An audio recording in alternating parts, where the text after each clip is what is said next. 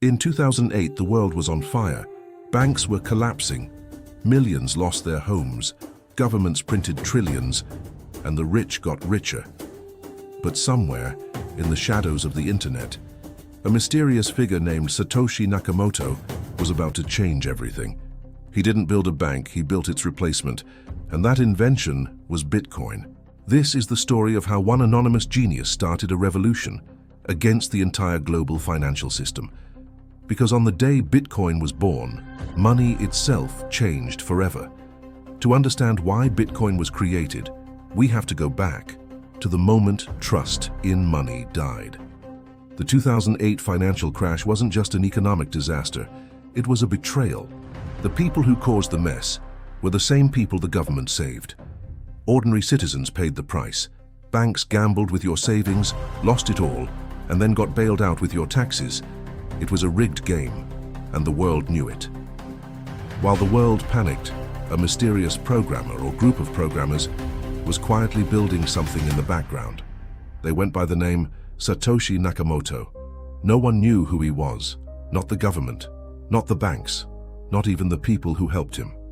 On October 31st, 2008, while the global economy was still bleeding, Satoshi published a white paper online.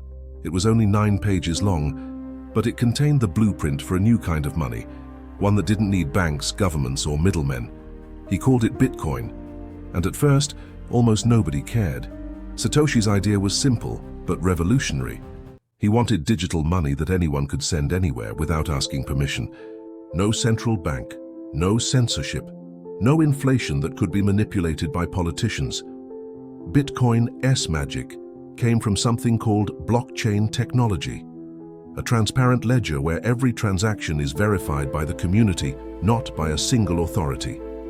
That meant nobody could fake money, nobody could print more than the limit, nobody could shut it down. Bitcoin wasn't just code, it was a statement, a rebellion against everything the 2008 crisis exposed: corruption, greed, and centralized control. Then on January 3rd, 2009, Bitcoin came to life. Satoshi mined what's known as the Genesis block, the very first block in Bitcoin's history. Inside that block, Satoshi left a secret message. The Times 03 Jan 2009 Chancellor on brink of second bailout for banks. That wasn't random. It was a direct shot at the banking system, a timestamp, a protest, a reminder of why Bitcoin existed. That single message immortalized the rebellion. Bitcoin wasn't born from greed. It was born from injustice. At first, Bitcoin was worth nothing. You couldn't buy anything with it. Most people thought it was a joke, some nerd's dream of internet money. But a few people saw the light. One of the first was Hal Finney, a legendary programmer. He received the first ever Bitcoin transaction directly from Satoshi himself. 10 Bitcoins.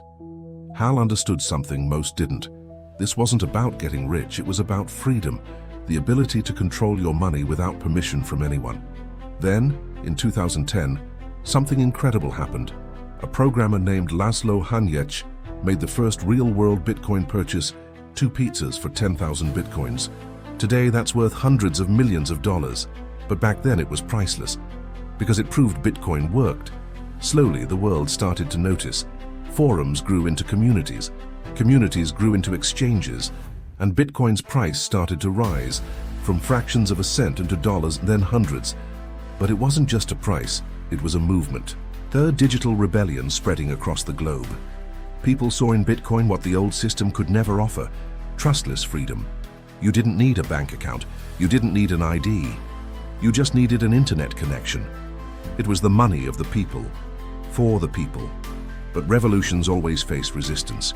As Bitcoin gained power, the system fought back. Governments called it dangerous. Banks called it a bubble. Media called it a scam. But every time someone tried to bury it, Bitcoin came back stronger. You see, you can't shut down Bitcoin. It doesn't have a CEO, it doesn't have an office, it lives everywhere and nowhere. And while the system mocked it, others built upon it. New technologies, new currencies, and an entire new financial frontier called decentralized finance. Then, something strange happened. In 2010, Satoshi Nakamoto vanished. No goodbye, no reveal, no trace. Just silence. He handed over the project to the community and disappeared forever. No one knows if he's alive. No one knows if he's watching. But maybe that was the plan all along, because Bitcoin was never meant to have a leader. It was meant to belong to everyone. Today, Bitcoin has gone from a nerd's dream to a global phenomenon. Nations accept it as currency. Banks that once mocked it now invest in it. And millions of people, especially in countries with weak currencies, use it to protect their wealth. Bitcoin is more than money. It's a symbol. A reminder that power doesn't have to stay in the hands of the few. For some, it's an investment. For others, it's hope. But for all of us, it's proof that a single idea can change the world. Bitcoin was born in the ashes of a broken system, forged by code, fueled by faith, and powered by people. No matter what happens next, its revolution has already begun. Because Bitcoin isn't just money, it's a message. And that message is simple. We don't need banks to control our future. If this story opened your eyes, hit that like button, subscribe, and share it with someone who still thinks Bitcoin is just a digital coin, because history is repeating itself, and this time the power is in your hands. Thank you for watching, and stay curious.